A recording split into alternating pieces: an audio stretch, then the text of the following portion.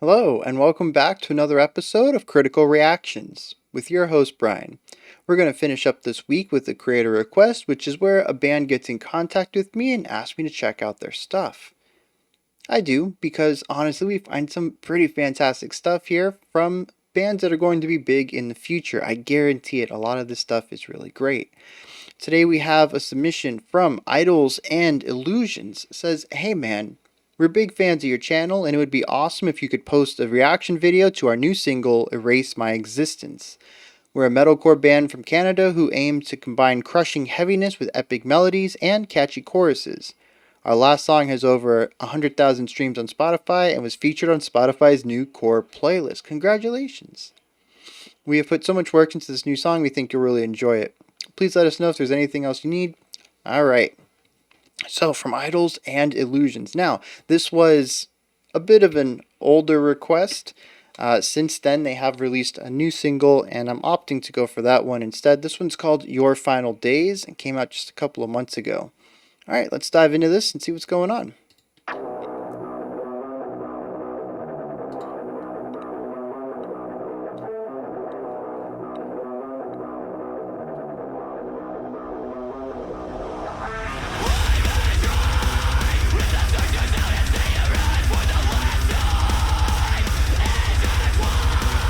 Just really driving, lots of energy, vocal layering. Yeah, putting the cleans on top of the harshes is so good.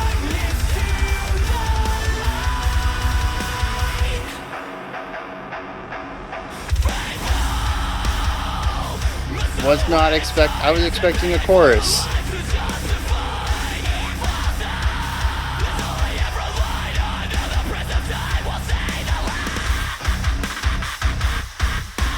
Yeah.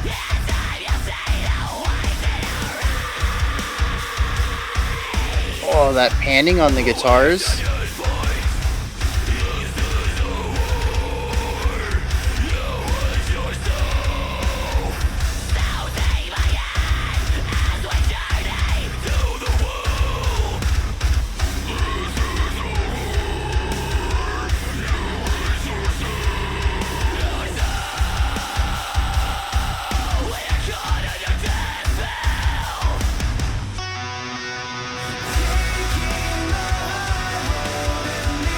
All right. Yeah.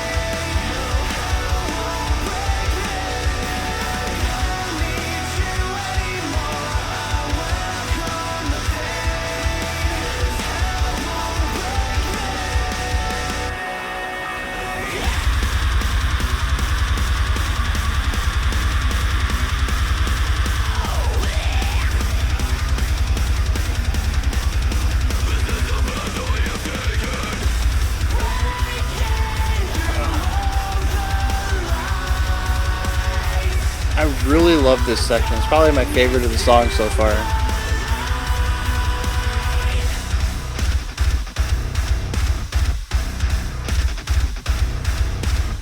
The raw percussive element of those staccato notes.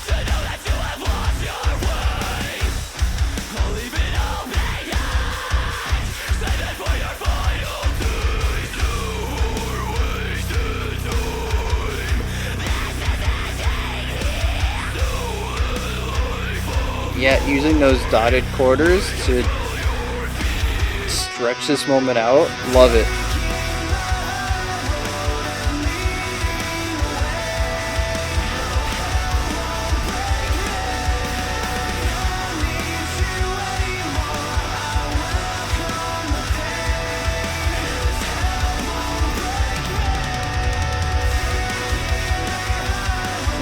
Yeah, putting a bit of extra drive in here that we didn't hear last time this section came around.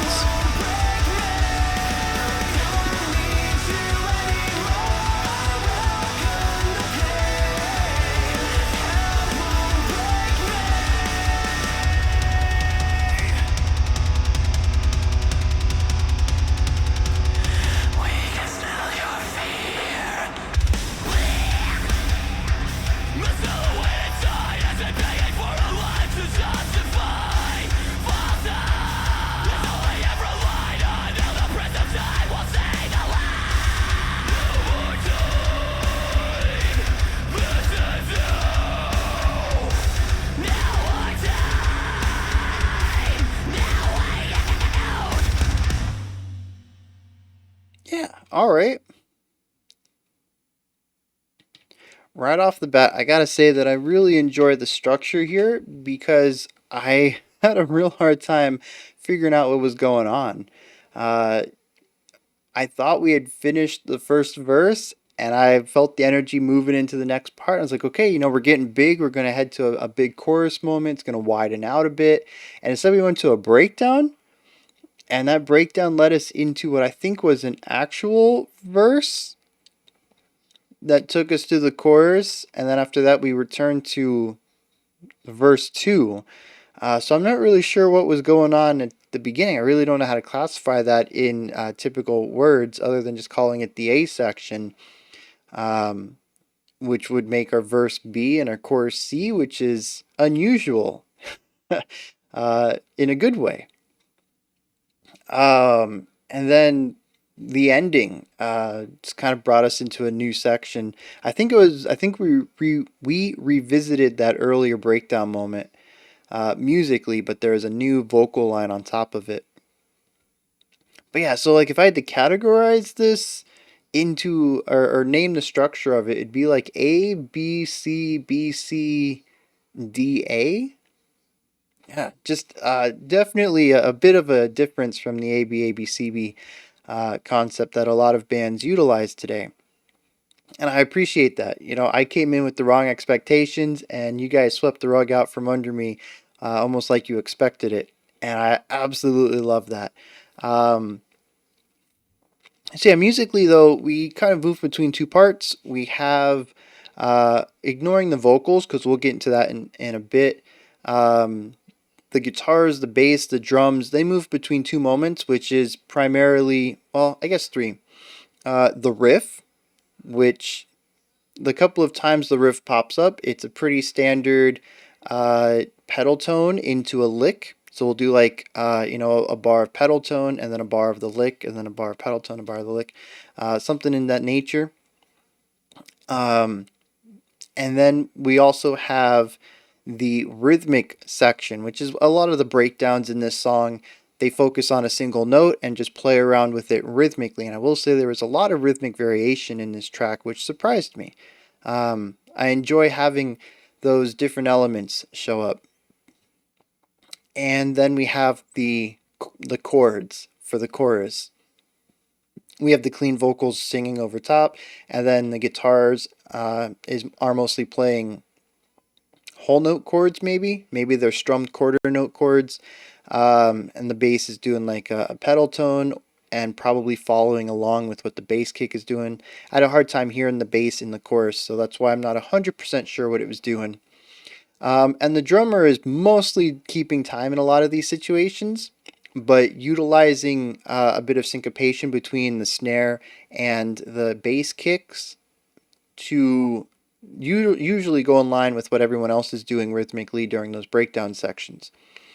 And that's, the way that we could kind of break down the way that this song positions its three styles. And then it really is how the band orders these sections and how they flow into and transition between them. That to me is the highlight of the song. What separates it from other metalcore bands doing similar things. It's not really like I talked about anything mind blowing right there with the different styles that they go between. This is pretty standard fare for metalcore. But like I said, what sets them apart is how they utilize them. And I think that's kind of the important aspect in any band that's trying to get away from the trappings of their genre that they're choosing to play within.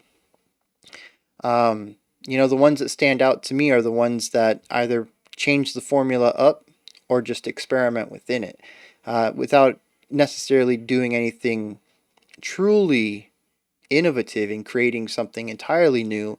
Um, this is an iterative design of experimentation, of sticking within the confines of the genre, but finding your own voice within it. And one of the ways they go about doing this is through their transitions. Um, and that is, like going from that intro section into that first breakdown moment. I mentioned that I was really expecting it to go into a chorus. They held out a note, ramped up the volume and intensity like they were building into it, and instead they went for a drop. Very unexpected, but it works. Like I said, especially if you're coming into this thinking that it's going to be more traditionally structured. It is a fantastic little moment of being swept, having the rug swept out from under you and being surprised by it. We also saw a transition at the end, moving into the final section, where a lot of the other transitions sort of bleed into each other. There's not much foreshadowing or crossover between ideas, but it's not super sharp either. Every section feels like it naturally moves into the next. But there at the end, we had a very harsh shift, and once again, it was like a 90-degree turn. I was expecting something else, a fade out or a return to the final chorus, and it kind of felt like it was going in that direction, and then nope, we went towards another breakdown. It's like a sharp 90-degree turn I wasn't expecting, and just completely missed. Flew right into a wall or something, you know. Um, and I really enjoy those moments of fake out transitions here because of the way that they play with my expectations of the song.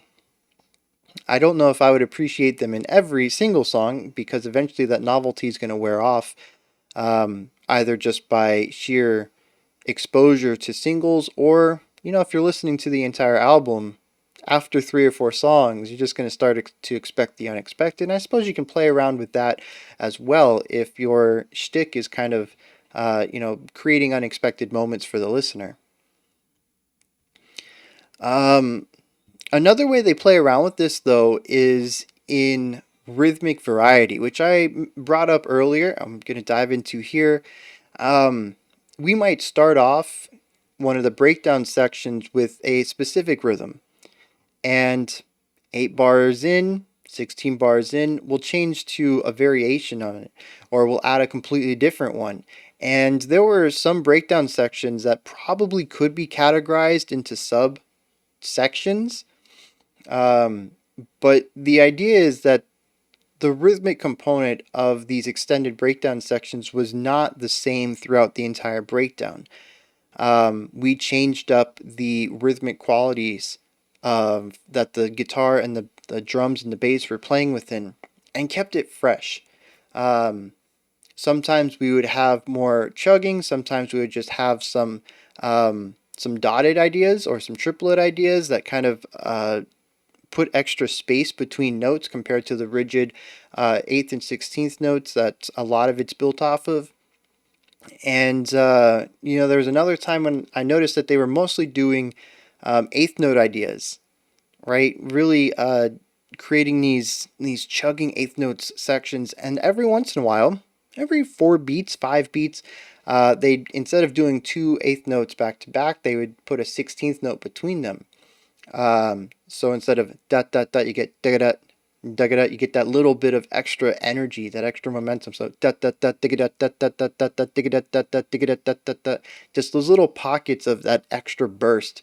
Absolutely love that. I think it's a fantastic way to spice up a section that might not necessarily have that extra spice to it because you're working within basically just kind of making heaviness, right? In a lot of these breakdown sections. And it's a way to just add that little bit of spice in there without really changing much because a lot of this is based off of a single tone. So you have to play around with it rhythmically, and there's honestly only so many rhythmic things you can do without getting into ideas like polyrhythms or nested triplets and all sorts of stuff that gets a bit more mathy than I think metalcore typically aims for. And you know, once you reach a certain point of technicality, you kind of remove the feeling element of it. It doesn't have to be that way, but I feel like if you're really going for this heavy weightiness, if you're putting a lot of technical elements to it, it's going to kind of remove the weight of it because it's going to naturally have to feel a bit lighter because of the technical aspects. Um, and then another thing that I wanted to point out in these sections, not necessarily pertaining to the rhythmic variety, but just the abrupt staccato that's going on here. I don't know if there is something being done in the audio workstation to cut off any trailing sounds, but just like that, what I was talking about, those eighth notes with the 16th note placed between them every once in a while, It is just such a stark, just digga digga. It's just very crisp. Everything in here in these rhythmic breakdown sections is extremely crisp staccatos.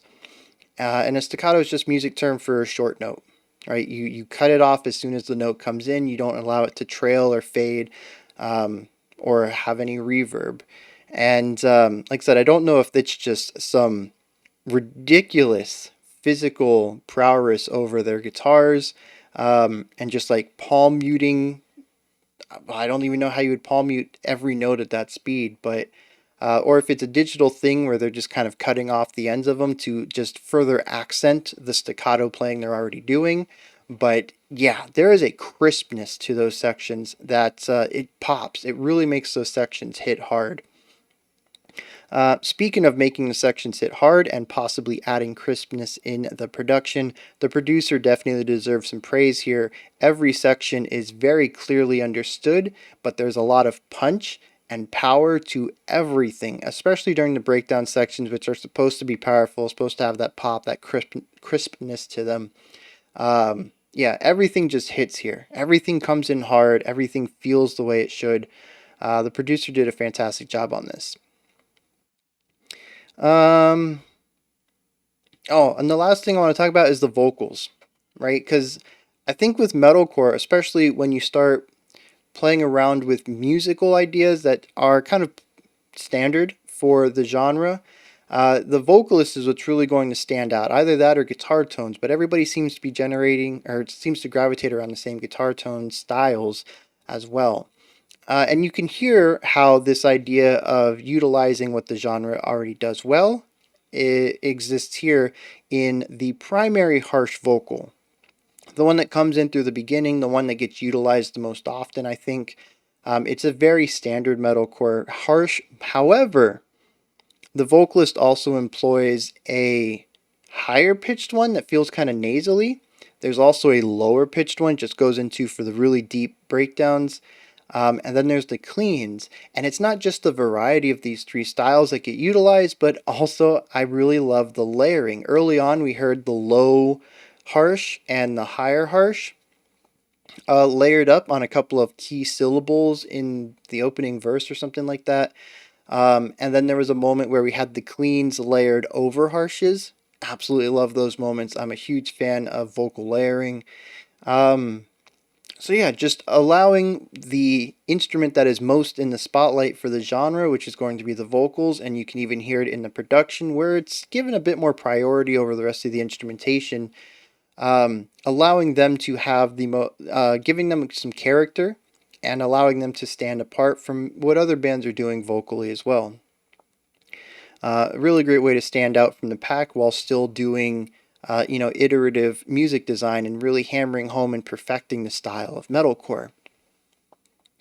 So I guess we're going to take a moment to look into the lyrics right here. I think there's nothing else I wanted to really talk about. Yeah. So you got bleed me dry, rip the sutures out, and stain your hands for the last time. Intertwined, this is your destiny or fates have been aligned, taking control this time. From darkness to the light, free fall. The silhouette inside has been begging for a life to justify. This isn't broken up into stanzas, so I think I might just be reading it a little too connectedly. But it also seems to just be a series of lines that vaguely connect to each other, but also just seems to be a lot of disconnected metaphor from my mind. I'm not quite understanding what's going on here. For better or worse, idols and illusions. If you're watching this, I'm not saying this to dig at your lyricist. Sometimes having obscure or obfuscated lyrics is the intent, kind of creating a puzzle or utilizing metaphors to say things that you couldn't say more straightly. Really digging into emotions that the metaphors help bring out. I'm missing something here. There's definitely somebody who has wronged them, though. Says, go ahead and bleed me dry, rip the sutures out, and stain your hands for the last time. So somebody else has this person's blood on their hands, right? Already before. But they're taking a stand here. Says, this is the last time you're going to do it. we're intertwined, I think. It just says intertwined, but now that I'm kind of getting a gist here, I think there's an implied "your" at the beginning. This is your destiny. Our fates have been aligned. I think there's another implied "I'm taking control this time." From darkness to the light, free fall. So I wonder if this isn't another person, but another side of the narrator. The silhouette inside has been begging for a life to justify. False hope is all I've relied on. Now the press of time will see the light. In time you'll see the whites of our eyes, but will you stand and fight? So it says soon. I've only had false hope in my life, but soon we're going to be face to face, right? And time will be on my side. Are you going to side with me as well? Or are we going to have to duke it out? So take my hand as we journey down the well. This is a war you waged yourself. We are caught under death's spell, taking the high road and leading the way. All right. Definitely going along with these ideas of togetherness. Destiny, we're intertwined. A you and me kind of thing says we've been at this a while. This is a war, we've been doing. But are you just going to take my hand and we'll do the journey together rather than being at each other's throats? It's kind of what vibe I'm getting. But I'm still not sure if it's a war within or if it's a separate person. Hell won't break me. I don't need you anymore. I welcome the pain. Hell won't break me. This is the path I've taken, breaking through the lies from darkness to light. Bring that darkness to light again. It brings me peace of mind to know that you've lost your way. That's making me think it's an external person. I'll leave it behind and save it for your final days. No more wasted time. This is ending here. So I wonder if they're saying that we're going to end this relationship, whatever it is, whether it's adversarial or like a platonic friendship. Just says that, I've broken through the lies. So I'm done with everything you've told me that it wasn't true. And this is the path that I've taken now. I'm moving from darkness to the light. You've left me in the darkness. I'm breaking through, heading to the light. So I'm going to leave it behind me, right? Not going to worry about it anymore. Not going to let it eat at me. And even says, I'll save it for your final days. There's no more wasted time. I'm not going to give you any more of my effort. It's kind of what I'm getting there. This is ending here, this stolen life of mine. So that idea of giving somebody else your time, right? Especially if you feel like you didn't have a chance to be yourself in that moment, in that pocket of your life, you gave your time to somebody else. It feels like your life has been stolen. If you feel like that time was betrayed, not well spent. Especially if you were there because of lies. This just sounds like a big I'm taking back my life kind of song, right? We can smell your fear. The silhouette inside has been begging for a life to justify. False hope is all I've relied on. This ends now. There's no more time and no way out. So yeah, that's what this sounds like. Somebody else has done them wrong, and they've seen the light, and they find out that they've been lied to, they've been gaslit. Everything that they thought they were doing in this relationship ended up not helping them at all. They've really just been stagnating as a person. Maybe they haven't had the emotional, mental, or physical energy to further their life or better themselves. They've been giving it to someone else. They feel like their time has been wasted and lost, and they're ready to put it all behind them. Not going to give them any more thought or time. They're no longer going to live rent free in their mind. These are your final days. After that, I'll no longer be the victim for you to draw energy from. So yeah, a lot of the aggression in the song I think fits with that. Even the fact that we have a very limited chorus with the clean vocals feels like it goes along with this. We're moving from the darkness to the light. We have these pockets of brightness that is our future. It's what we're looking to obtain, but for the most part, at least in this song, the dude's quite done with this other person, and they're letting him know in a very violent, aggressive manner that what has happened in the past was not okay, and they're taking a stand today about it. That's what I'm getting. And like I said, it kind of works well with the music. I think a lot of time with metalcore, it comes to it where the band enjoys playing metalcore. Maybe the vocalist likes singing in a metalcore style, but I don't really think metalcore really gives itself well to a lot of stories. Metalcore is a very it can be an aggressive genre. It can also be a beautiful genre. Like we've seen a lot of metalcore where we move between rhythmic stuff to more melodic choruses, which we do see that here as well. But there's only so many stories you can tell that work well with that sort of opposing duality. And I don't necessarily think that it stands here that the music is thematically supporting the lyrics too much. There is a vague tie to them, and I think that the music works well to tell this specific story, but I don't think that the music was crafted to tell this story. I think it's just one that happens to work together. In a sense, it could be a happy accident, or the vocalist could choose a story because they know what kind of music the band plays, kind of thing. But yeah, fantastic job here. I really enjoyed this. I think you guys have a bright future ahead of you. 100,000 views on Spotify is nothing to scoff at. Just keep up the hard work. All right, those are my thoughts on Idols and Illusions, Your Final Days. Hit me up in the comments. Hopefully, they'll be in the comments as well. You can chat with them, let them know what you thought of the video. Let me know about my analysis. If you guys agree with me or disagree with me, anything that you think I might have missed, let me know. Above that in the description box, usually I'd plug my stuff, but as usual, we're going to plug Idols and Illusion stuff. You can check out their social media. You can check out their music pages, their Spotify, their YouTube page, all that stuff. It'll be there. Anything that helps you get in contact with them or, check out more of their stuff. I will not be back tomorrow. I will not be back on Sunday. I have an odd, fully cleared weekend. That does not happen usually. But yeah, no live stream on Sunday, no album review tomorrow. We'll be back Monday, though, with next week's theme and a special selection.